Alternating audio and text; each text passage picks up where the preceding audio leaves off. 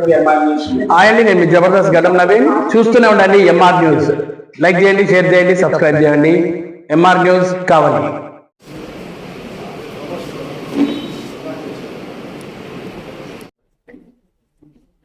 ఈరోజు Aryavysya committee meeting ఏర్పాటు చేసుకోవడం జరిగింది.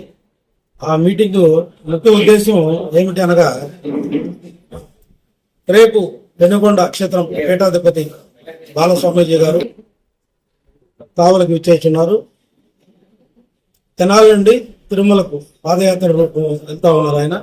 అందులో భాగంగా కావలి టౌన్కి రేపు ఉదయం 10 గంటలకి విచ్చేస్తున్నారు.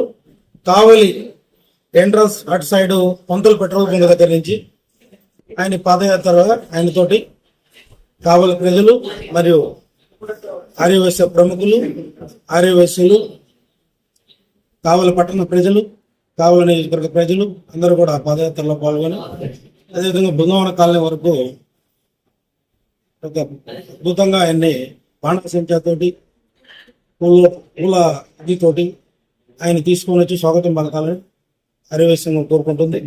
అదేవిధంగా రేపు సాయంకాలం 5:30 శ్రీనివాస్ కళ్యాణం లోక కళ్యాణార్థం కావలి పట్టణ ప్రజలు, కావలి నియోజకవర్గ ప్రజలు అందరూ బాగుండాలని,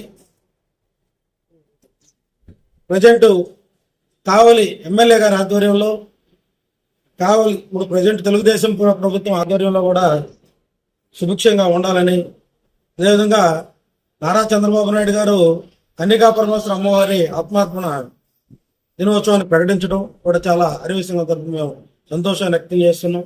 అదేవిధంగా అది ప్రకటించిన తర్వాత వెంటనే పీఠాధిపతి గారు కావలికి రావడం ఒక అదృష్టంగా భావిస్తా ఉన్నాం.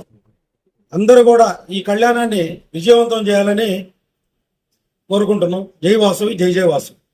జై జై వాసవి.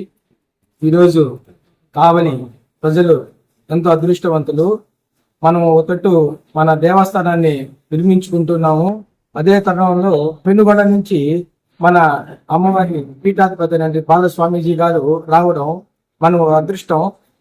మన ఈ ఆయన వచ్చే మార్గంలో తెనాలి నుంచి తిరుమలకి పాదయాత్రకి వెళ్తున్నారు. ప్రతి గ్రామంలో ఆర్యవైశ్య సంఘం కానీ, దేవస్థాన కమిటీ వాళ్ళు కానీ, అక్కడ ఉండే వాసవి వనితా క్లబ్, వాసవి క్లబ్ వాళ్ళందరూ కలిసి ఆయనకి స్వాగతం పలుకుతున్నారు.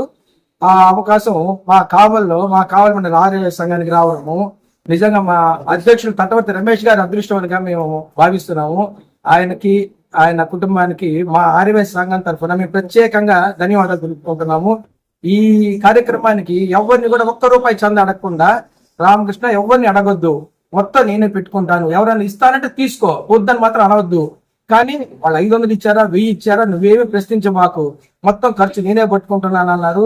ఈ పాదయాత్రకు సంబంధించి కళ్యాణానికి ఖర్చులైతేనేమి, ఫ్లెక్సీ ఖర్చులైతేనేమి, ప్రత్యేకంగా ప్రసాదాలు ఎక్కడ రాజీ పడకుండా, దానికి మళ్ళీ ప్రత్యేకంగా ప్రసాదాలు చేయిస్తూ ఎక్కడంటే అక్కడ ఆర్డర్ ఇవ్వకుండా ఆయన తిరుమల దేవస్థానానికి సంబంధించిన వారితో ప్రసాదాలు చేయిస్తున్నారు. దీన్ని ఆయన సొంత ఖర్చులతోటి నిర్వహిస్తున్నారు.